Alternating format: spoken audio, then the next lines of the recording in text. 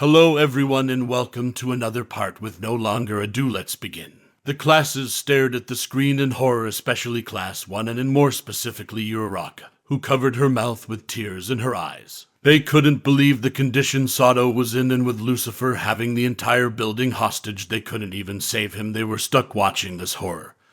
And it was enhanced by the thought that Lucifer had essentially stuffed a dead civilian's head on Sato's head before ripping it in half. Ah, poor Sugarman. Grabbing Sato by the chin, Lucifer shook the hero's head before harshly pushing it away. Looking at the camera, Lucifer walked in front of the camera. Heroes, I have but a single question. How are villains made? Walking behind a robot hostage, Lucifer's quirk was still going strong, except it was in his leg. Let's see, it could be a villainous quirk. Rough childhood, abusive parents, bullying, being born quirkless. But my favorite one so far is betrayal. Enunciating his point, Lucifer lifted his leg before stepping on the robot hostage's head, crushing it as the voice box let out a loud and hurt-filled scream through the tape. The other hostages, seeing this, got scared as Lucifer walked over to a student hostage, ignoring Sato trying to struggle in his chair. Putting his foot on the student's head, Izuku started digging his heel into the poor female's head, her whimpering in real pain.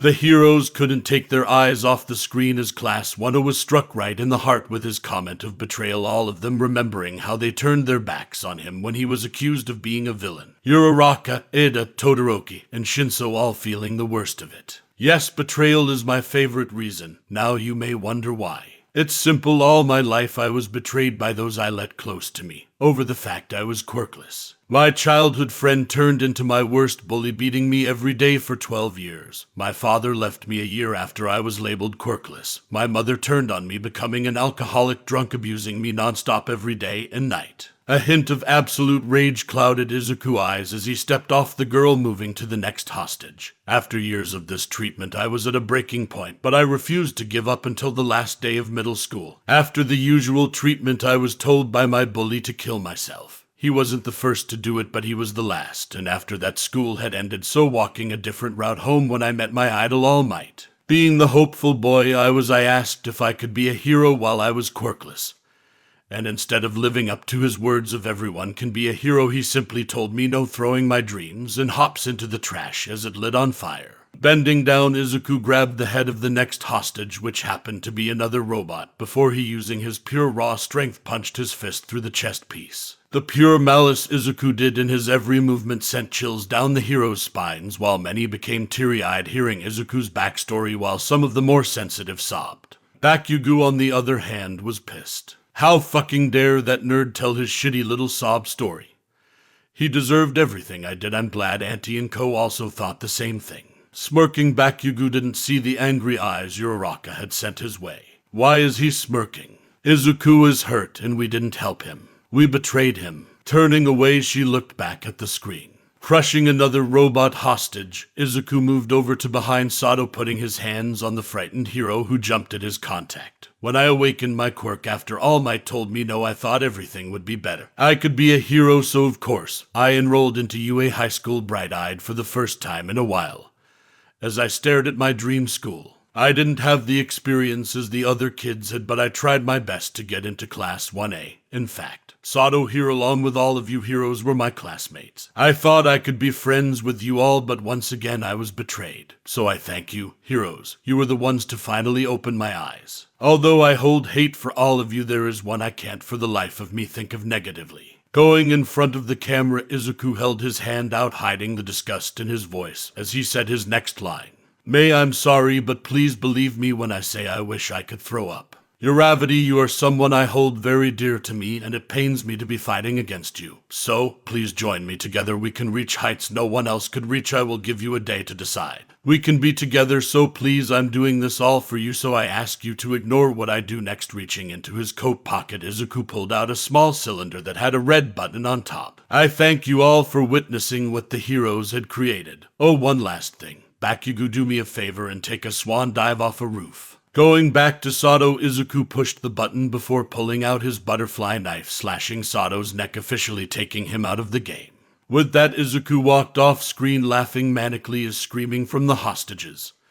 And those watching saw Sato sit there as a waterfall of fake blood ran down the hero's neck. The hero team watching was in a state of shock, believing that Sato's neck was actually cut open, but they were all snapped out of it when Bakugo started yelling. "What the fuck are you extras doing that Deku blew up a fucking hospital? Move your asses." Running out of the building, the hero team followed as Bakugo was noticeably angrier than usual. That fucking nerd. His useless ass tells me to commit suicide. No one can tell me that. I'll show him his place. The rest of the team was also stuck in their thoughts. Class 1 thinking about how they betrayed Izuku, with Uraraka thinking about the current situation, especially with what Izuku had said last. Izuku said he was doing this for me, but why would he kill those hostages? Does that mean he loves me too?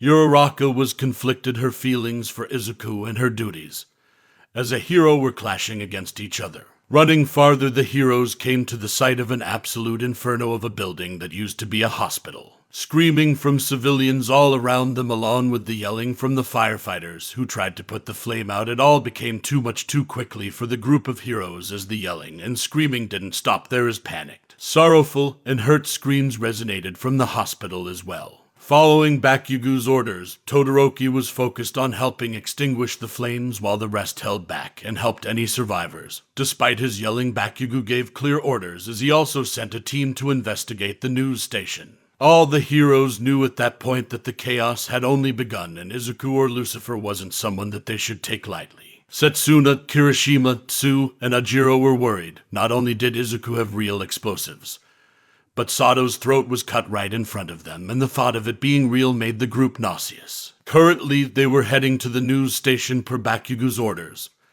and that was another reason they were worried. They were heading straight to Izuku's last location, and he already took Sato out of the game like nothing. Relaxing their nerves, the group of heroes prepared themselves, but were confused when civilians were pounding on the entrance of the building, yelling for them to help, although it was muffled by the glass. "Help, please." The heroes saw them hanging their fists on the doors in a panic, so investigating, they found the entrance locked by a padlock, trapping everybody inside, robots and UA students alike. Ajiro, taking initiative, broke open the padlock, and the floodgates were open upon the heroes, civilians screaming as they ran out of the building, knocking themselves into the heroes in the process. Trying to calm the civilians, Tsuyu and Setsuna told Ajiro and Kirishima to check on Sato and the other hostages. Red Riot, Tailman, check on the hostages inside and keep a lookout for Lucifer. He couldn't have gotten far. Setsuna yelled out the order as she held a crying man, his coat and hat covering his face as he held onto the hero with one hand and the other on his heart. Setsuna, realizing this man may be having a panic attack, deviated some of her duties to Tsu before she looked down at the man. "Sir, are you okay?" "He heart." The man clutched his heart under his coat harder. This was a difficult situation. The hospital was already destroyed, and if this was a real emergency, then the man's condition could worsen. Holding on to the man, Setsuna turned her head to Tsu, about to speak, but was stopped when something poked her in the gut. Looking, a long silver barrel was planted firmly where her liver was. Stunned, Setsuna felt multiple small impacts against her stomach, hurting extremely bad, before red fluid dripped down her hero costume and onto the floor with what looked like casings as well. In her ear, Setsuna heard the voice of Vlad King, sad and regretful. "Setsuna, you are out. You can't move or speak. Ectoplasm's clone will come and pick you up. Just sit tight." Setsuna was out. Looking at the man she was holding in pain and shock, she saw a single slit green eye staring at her before she hit the floor abruptly, as gravity was taken away from her feet and an impact hit the side of her head. Her vision fading, she saw the man disappear into a nearby crowd before she fell unconscious. The civilians nearby, who had calmed down somewhat, only screamed more as one of the heroes that had saved them was dropped to the ground, red liquid flowing on her hero costume. Tsu, hearing the screams, turned to see Setsuna on the ground bleeding. Running up to the girl, Tsu placed her hand on the red liquid, examining it as she panicked, the fluid looking like real blood. "El Lizardy, Ribbit." Trying to move the girl and speak to her, Aizawa's voice came through her ear. "Tsuyu, Setsuna has been eliminated from the game. She can't speak or move. She is considered dead." Tsu, hearing this, only looked at the body, stunned and racked with conflicting feelings, as her fellow hero essentially died right next to her, and she could have just as easily been killed. That realization plagued Tsu's mind as she imagined herself covered in blood, dying on the side of the street, unable to cry for help. Tsu couldn't move. She was too scared to do anything, but the troubles didn't end there. Inside the news station, Kirishima and Ajiro walked through the corridors of the building trying to find where their friend and classmate Sato was. Along the way, they stopped several times, seeing absolute carnage as the halls were filled with ripped apart and caved-in robots. No hope for survival if this was real. I can't believe Midoriya would do this. Ajiro's eyes went to a single robot, an arm replacing where the head would be, while said missing appendage was halfway through a wall, crushed like a soda can. Did you hear his laugh too? What about Sato? He looked pretty beat up. Kirishima, walking forward, checked his surroundings as they got closer to the recording area that the news broadcasted. Reaching the double doors, Kirishima looked to Ajiro, nodding his head, in which he got one back. Breathing out slowly, Kirishima hardened his body as he went through the doors, searching for anybody in the room when Sato came into his line of sight. Rushing closer, the two heroes saw students tied together in a half circle, their hands all together on the back of the chair Sato was sitting on. Sato. Running, Ajiro went up to his classmate, seeing the red liquid now partly dried covering his neck. A look of fear in Sato's eyes as he looked at Ajiro. Sato, are you okay? Speak to me. Ajiro, Kirishima, Sato is eliminated from the game. He can't speak or move. He is dead. Make sure to share this info with your teammates. Aizawa's voice gave clear instructions to the two heroes, who both looked at their dead friend in sadness. They were too late, but hearing muffled screams, their attention was drawn back to the other hostages in the room. Duct tape covering their mouths, berating themselves internally to lose focus on the other hostages, Kirishima took hold of one hostage's shoulders. Don't worry, you're safe now. We're here to save you. Pulling the tape covering the male student's face, Kirishima was yelled at. Don't! You'll kill us all. A male student yelling this stayed as still as possible, as the other students did as well. Curious about their behavior, Kirishima chalked it up to the fear of Lucifer still being in the building. It's all right, we'll get you out of here. We already checked the building, it's fine. A villain isn't here. Grabbing the man, Kirishima started trying to free the civilian.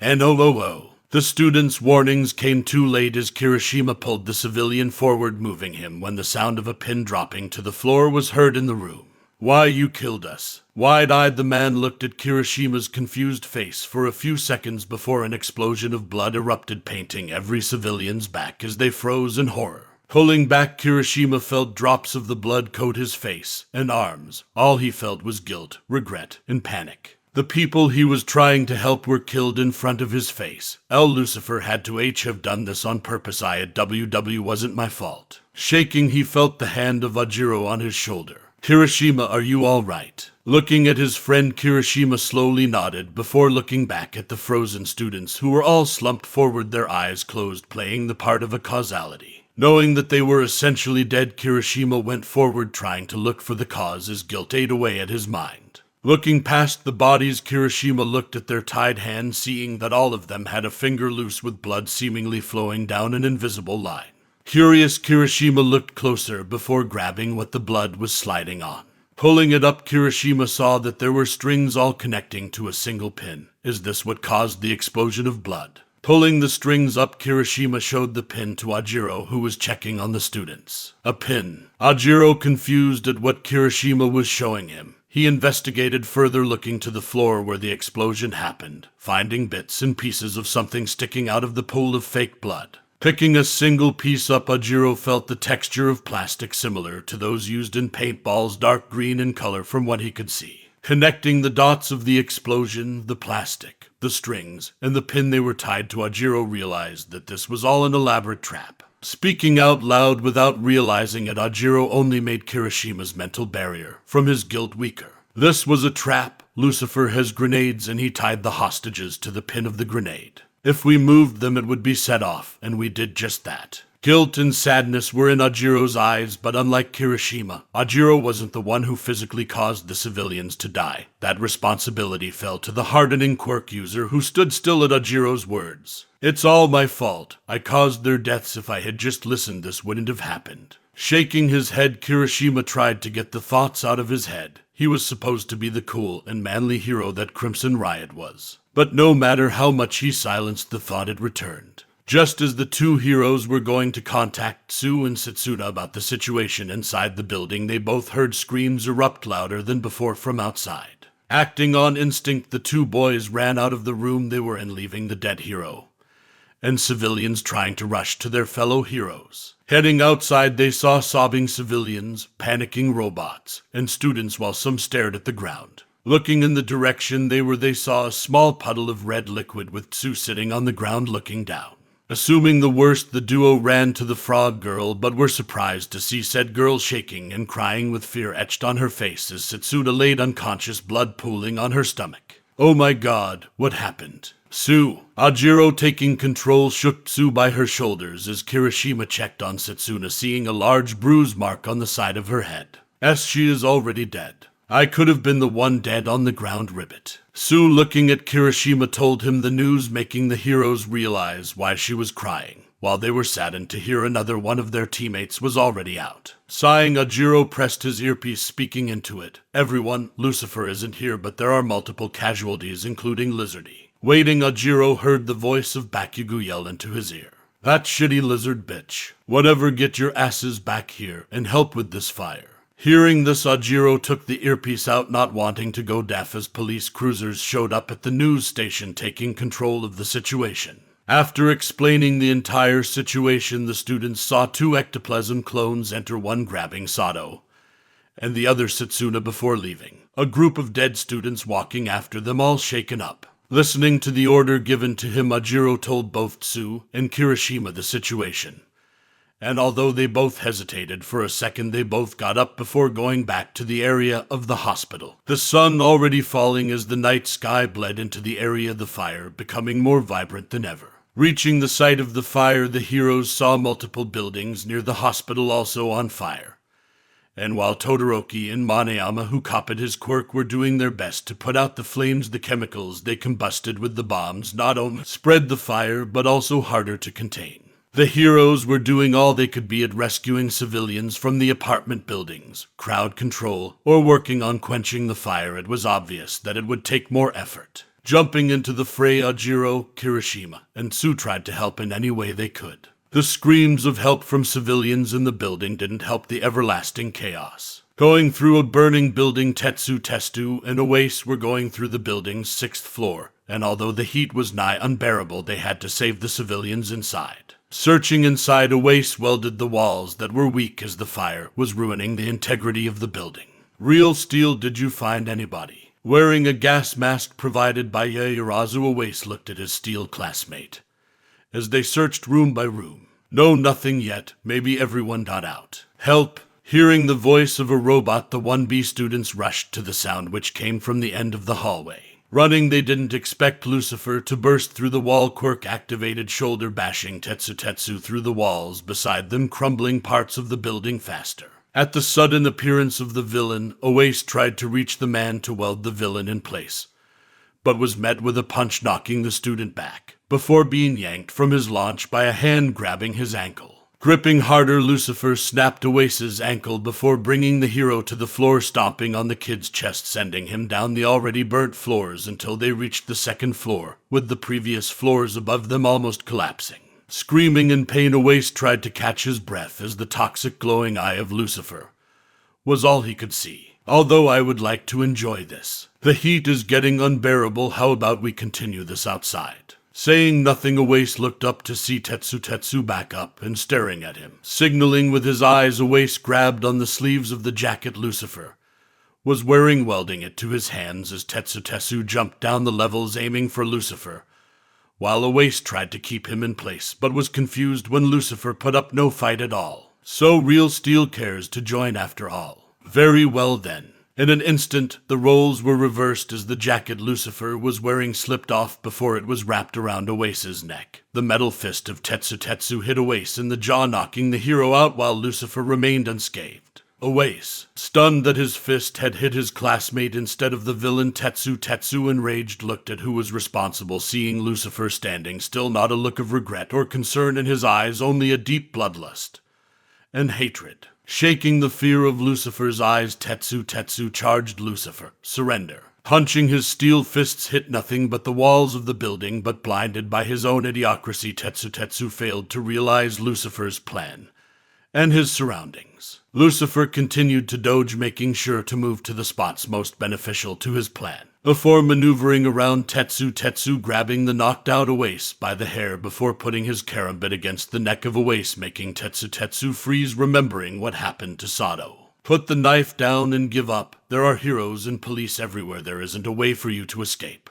Trying to reason with Lucifer, Tetsu held his steel form as Lucifer backed up to a nearby window. Real steel, you and I both know that you can't stop me. In fact, you heroes play into my hand. You're blind to the fact that you can't save everyone. Helping anybody other than yourself is idiotic. That's why Lizardy and Sugarman were both sent to an early grave. The people here will realize that you heroes can't do anything. They will see that your arrival is what killed them, not me. You're delusional. You hurt your own friends and killed civilians for nothing. Gritting his teeth, Tetsu glared at Lucifer as the mention of the two heroes he already killed angered him. Had you controlled your anger, maybe you could have prevented what happens next. Activating OFA, Lucifer kicked the wall next to him and threw a support beam as the building started creaking. Turning around, Lucifer threw a waste through the glass window and onto the roof of a building adjacent to it before he himself jumped out. Tetsu, seeing this, tried to rush at the window, but was stopped when debris fell in front of him on fire. Looking around, Tetsu was confused. Oasis welds should have held up, so why is the building collapsing fast? Searching, Tetsu finally realized why Lucifer had dodged his attacks instead of fighting back. Every wall that Tetsu struck in an attempt to attack Lucifer had a hole in them, along with the support beams supporting them being broken.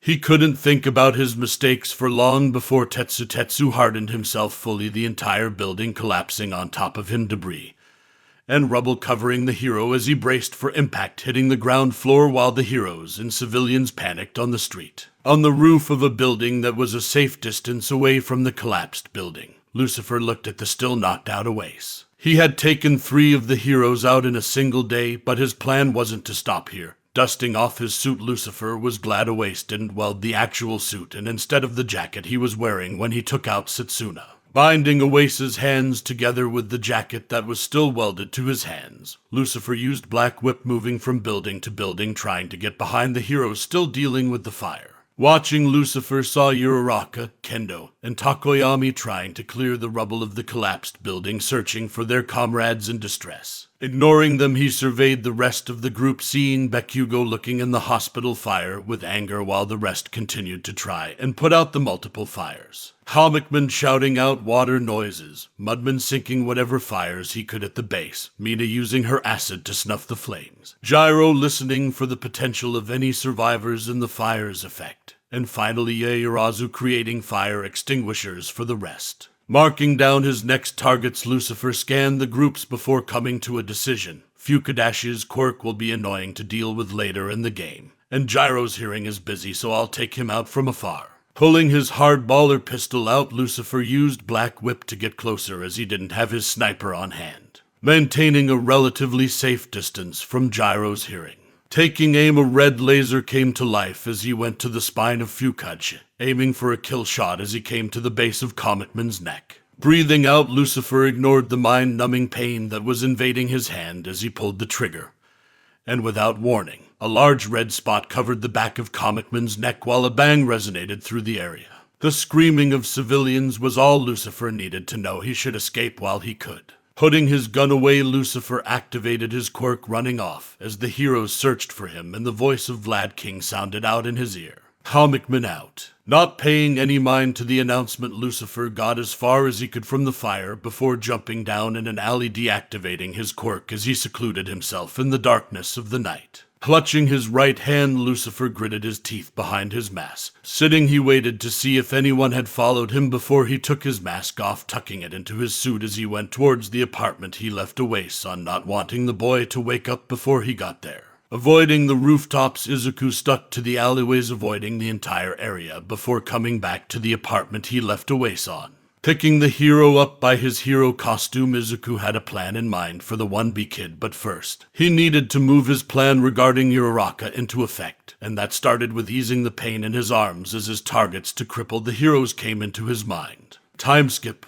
The heroes had finally gotten rid of the fire, while also finding Tetsu in the rubble of the building he and Oase were in, but they found no trace of Oase, making morale low, especially when Tetsu told them that Lucifer had him, and that what only the icing on the cake is Sato and Setsuna were both eliminated. Sitting in the common room of the hero building, everyone was covered in soot and ash from the fire, listening to the ranting of their leader as civilians were gathered outside of their building asking questions regarding the villain Lucifer. Sugarman and Lizardy were okay, and more. A few freelance journalists also joining in on the action, wanting to get as much as they could. Both students and robots alike didn't relent in their pressure on the heroes. Grrrr, someone shut those people up. That fucking Deku takes out 3 of our extras and kills a whole shit ton of civilians, and Metalhead couldn't even take down that shitty Deku. Hopping explosions in his hands, Bakugo thought of the current situation, while the rest were left to their own thoughts. Fear eating away at Tsu, guilt at Kirishima, and by far the most conflicted was Uraraka. Despite what she had been told by Tsu, Kirishima, Ajiro, and even witnessing the hospital engulfed in flames, the main thought in her head was Izuku's proposal, the kind, loving eyes he showed in the news feed. Overall, she didn't know how to feel about what was happening, but she was brought out of it by Bakugo. Round face. Man hands, go talk to the civilians and get this shit under control now. Heading up from the couch, both Uraraka and Kendo tried to make themselves look presentable before they stepped outside. The rest of the heroes took turns taking showers and resting. This was proving to be harder than they thought this game would be, some even regretting doubting Izuku. Eventually, everything calmed down, but it was late, being already 11:45 p.m.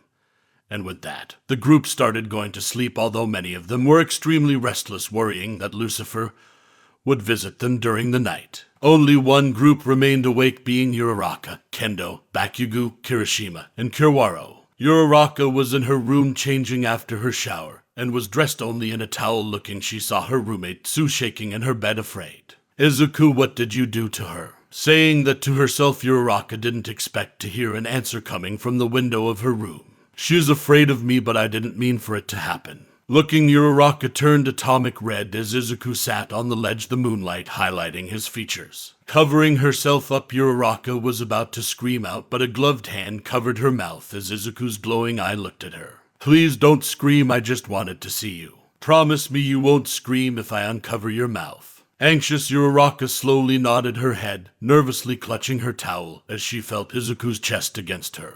Blushing, she felt Izuku's hand leave her mouth before she looked over at Tsu, who was still asleep. Turning back to Izuku, Uraraka fidgeted as she felt Izuku looking at her state of dress. Whispering, she spoke. What are you doing here, Deku? How did you get in? Waiting for an answer, she got the info she wanted as Izuku spoke out. Like I said, I wanted to see you, and it's quite easy once you get past the Pomeranian's line of sight. Chuckling at his joke, Uraraka thought back to what Izuku said before Sato was killed, and her feeling of love for Izuku started to override her senses. But the hero part of her looked at Izuku with questions. Deku, why did you hurt Sato so badly? And was what you said in the video true, even about your mom and me? Sighing, Izuku took Uraraka's hand into his. Yes, it was all true, and I'm truly sorry for how I hurt Sato and anything else I did. It was only for the game, but I think somewhere deep inside I hate our classmates. But you're different. I can't find any semblance of hatred for you, and what I said in the news regarding you was true, every last word. Although I might do some bad things during this game, just know that it's true.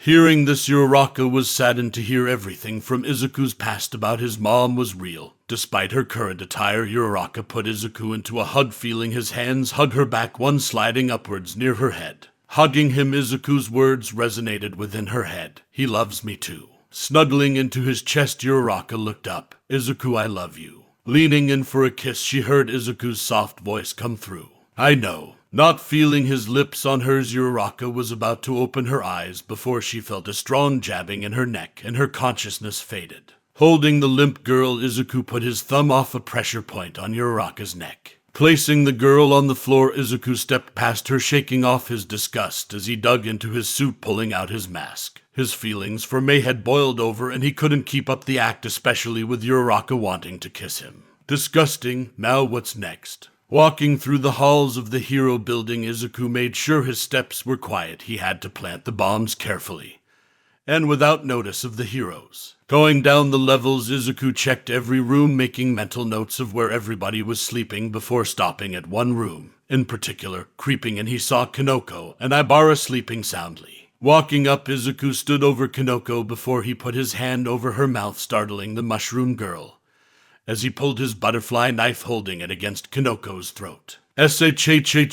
Swiping the knife, he eliminated the mushroom girl before looking at his next target, Aibara, still not woken up. Looking back into the eyes of Kanoko, Izuku felt her shaking as tears escaped the mushroom girl's eyes, with absolute horror invading. Kanoko is out. Hearing the confirmation of Kanoko's death, Izuku put a finger to his mask in a shush motion as he took his hand off the girl's mouth. Heading up, Izuku wanted to instill fear within the heroes even more, starting with the most faithful being Aibara. Going up to the angelic girl, Izuku woke the girl up with a hand covering her mouth.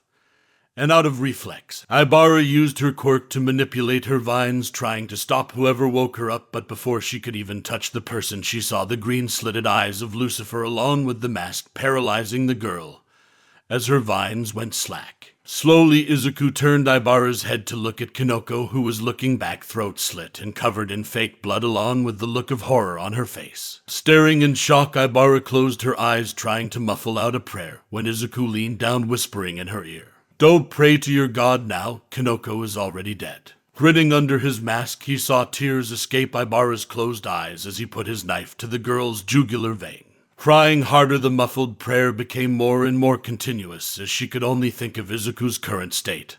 And in her mind, Izuku was the real incarnation of the demon Lucifer sent to kill her. Aibara continued saying a prayer through Izuku's hand before she felt the knife pull away from her throat. Initially, she thought her prayers were answered before her head was roughly brought back. Staring back into the slitted green eyes of the devil, she heard him speak once again. "I won't kill you yet, but let's see if God will answer your prayer next time." Taking the hilt of his butterfly knife, Izuku hit Aibara in the forehead with considerable force, knocking the vine girl out. Heading off, Izuku walked back to the door of the room, looking at Kanoko, who was looking at him. Stepping back into the hallway, Izuku grabbed the doorknob, pulling the door closed. "Be afraid of the Boogaman." Smiling under his mask to Kanoko, Izuku's left eye grew brighter as the door fully closed, and he continued his plan. Bombs at the ready, with the other heroes not realizing he was there. With that, see you next video, and as I always say, take of yourselves because we care about you, and bye-bye.